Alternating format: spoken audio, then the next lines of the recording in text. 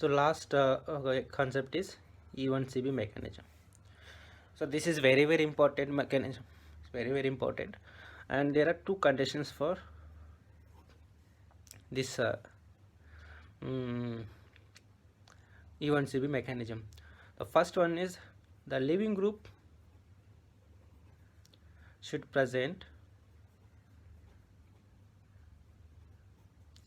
to the beta position of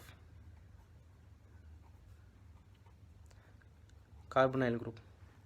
The leaving group should present to the beta position of carbonyl group. And the second condition is the alpha position should have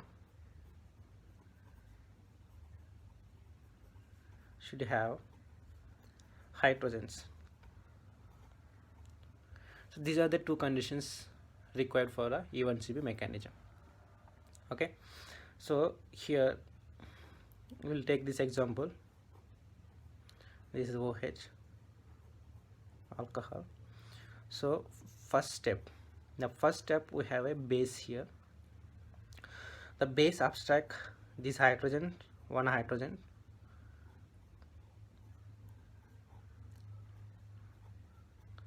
So now this is the negative charge.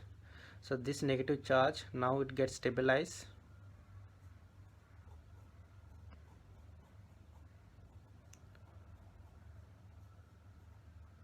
O minus.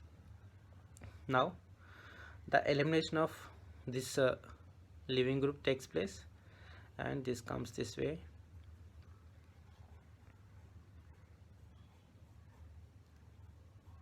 Finally we'll get a alpha beta unsaturated carbonyl compound. So here step 1 is abstraction of base.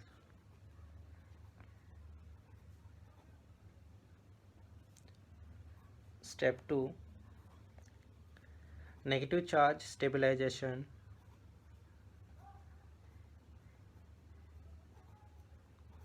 And step 3, this is the leaving group removal. So these are the 3 steps involved for E1CB mechanism. The essential condition for E1CB mechanism is the leaving group should present to the beta position of carbonyl group, and the alpha position should have free hydrogen. So then only these reactions are possible. And we have some other examples here.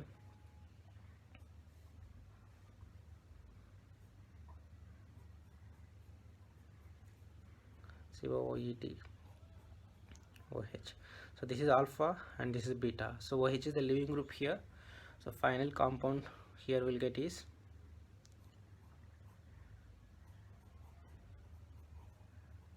this is the final compound here we'll get.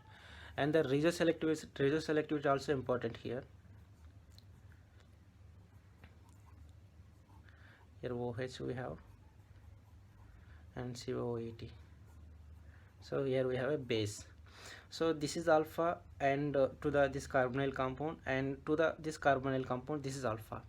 So now the base can easily abstract the alpha position, the hydrogen, which is a more acidic in nature. Okay, so we know that if you see the acidity, CO acidity is more than a ester acidity. Okay, so because of that reason this base abstract this hydrogen but not this hydrogen. Okay, so final product what here we'll get is this is the final product. So the base abstract this hydrogen, and finally elimination of this group, and then here we will get a double bond. This is about E1CB.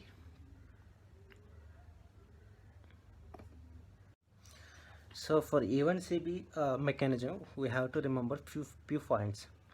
The first one is leaving group should be bad leaving group. So why the leaving group should be bad leaving group? So what is the step 1 in the mechanism? So this is a reversible step. Okay, so step 1 is abstraction of proton. In the step 2 only we are removing the elimination, we are removing the leaving group. If this is a good leaving group, like if it's a OTS, so before removing this H, this leaving group goes first, so then it goes for the E2 elimination or E1 elimination. Okay, but it cannot comes under the SNCB. So this is the first condition, is that should be a bad leaving group. Just see, wherever you see the E1CB mechanism, so the leaving groups will be only OH minus or some CH3F, this kind of leaving groups will be there. But in case of good leaving groups, E1CB is not possible. Okay, and the second point is the intermediate is here carbanion. So whereas in case of E1 we have a carbocation, and E2 this is concerted, so there is no intermediate. And the third point is this hydrogen should be highly acidic in nature. Highly acidic in nature. Because why it's highly acidic? In the first step is, what is the first step?